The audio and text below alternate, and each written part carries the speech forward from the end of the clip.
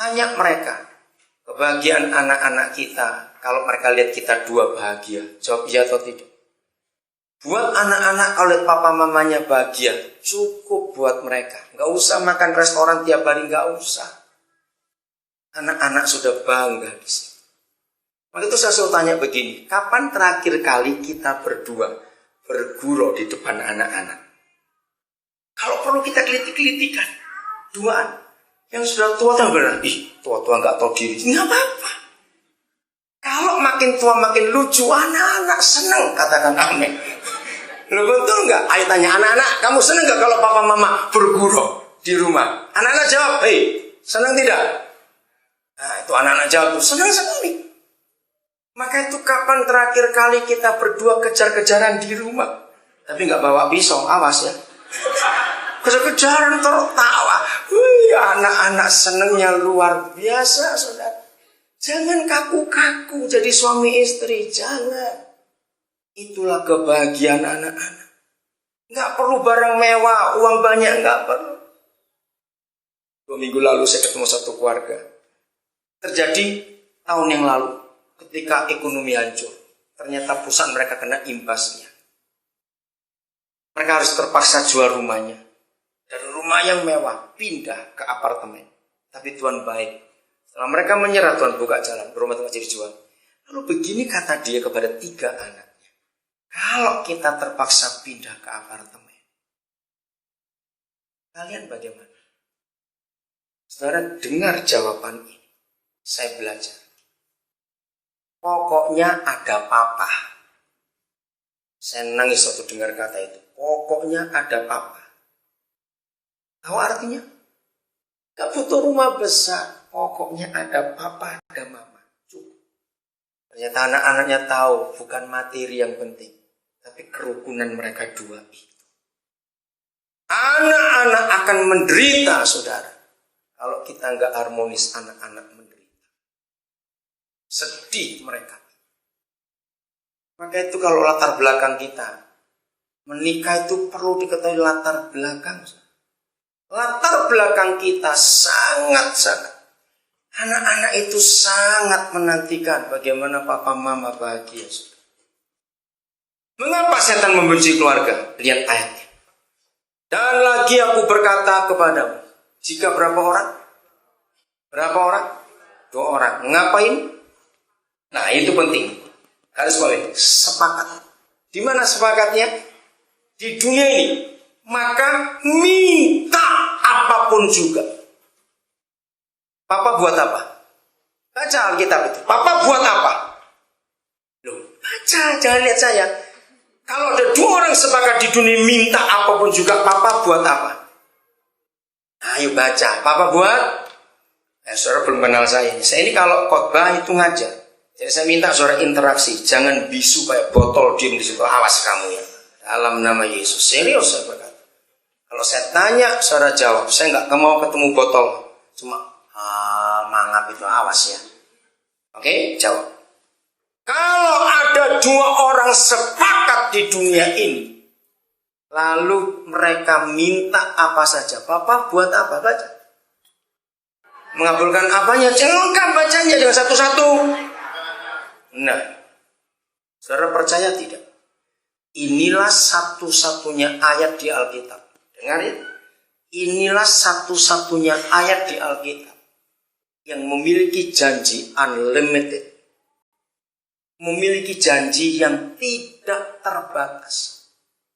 Renungkan, minta apapun juga. Siapa bisa memberi kriteria?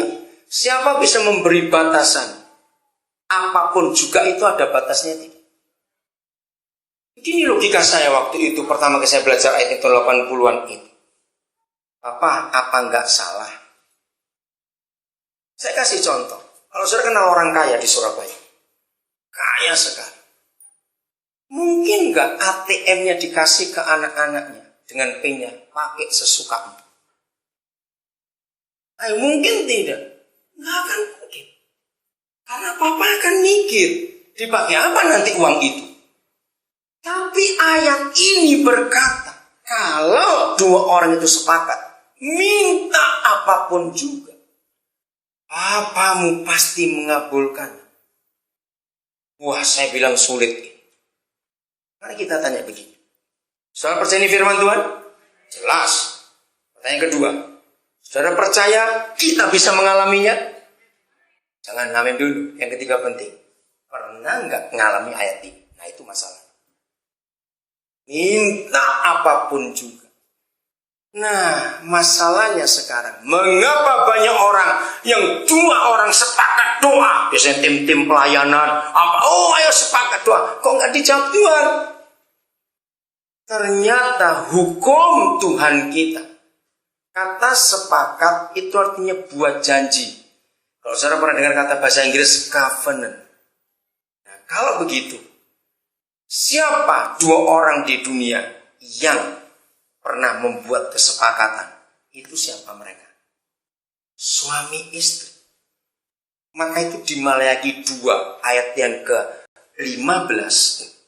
Di antara semua ritual pernikahan, rekan-rekan hamba Tuhan, tolong pakai ayat ini. Sejak saya ngerti ayat ini, kalau saya memberkati pernikahan, Jumat malam saya memberkati pernikahan, kemarin pagi saya memberkati pernikahan, maka kalau gereja rata-rata ketika mereka dua berjanji itu didikte atau dihafalkan, saya tidak mau.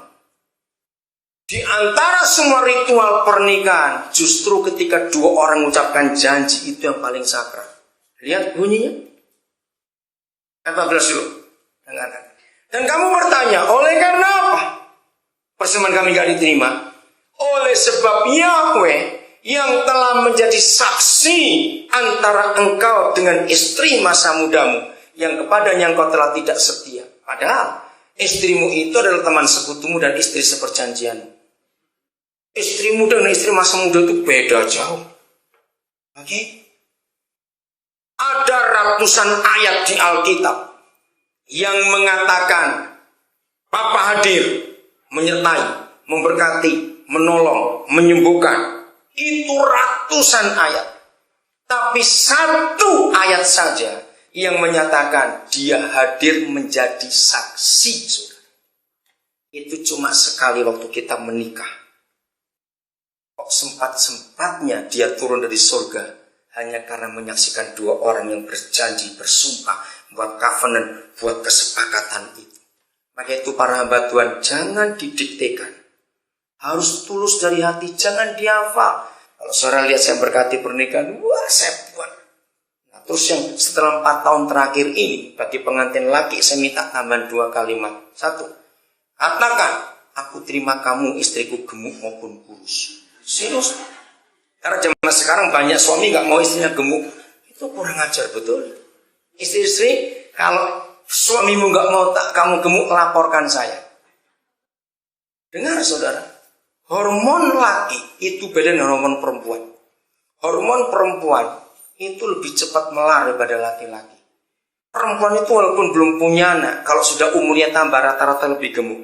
Apalagi yang sudah punya anak. Baliknya itu susah. Maka itu jahat kamu suami kalau istri suruh nungging, aerobik, lompat, apalagi jogging, senam. Jahat kan. Maka itu laporan saya para istri, kalau ada suami gak mau istri gemuk, saya akan doa supaya dia yang hamil dan beranak, supaya tahu rasa. Karena itu kodrat benar. Baca di Mazmur 128, suami yang takut Tuhan, istrinya seperti pohon anggur yang subur. Subur itu gemuk atau kurus? Coba jawab. Ya sudah. Alkitab bilang istri gemuk itu tidak apa-apa. Maka itu, katakan itu laki-laki kalau mau kawin. Kalimat kedua, saya harus ngomong. Kalau nggak berani ngomong, batal nikah.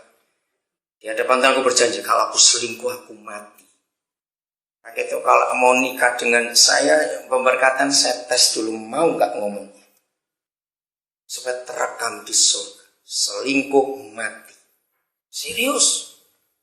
Jadi dia hadir menjadi saksi itu cuma sekali seumur hidup waktu kita menikah. Itu janji nikah kita jangan main-main. Itu penting. Sejarah gereja di Eropa pada abad 15-an. Buku tamu dimulai di sini.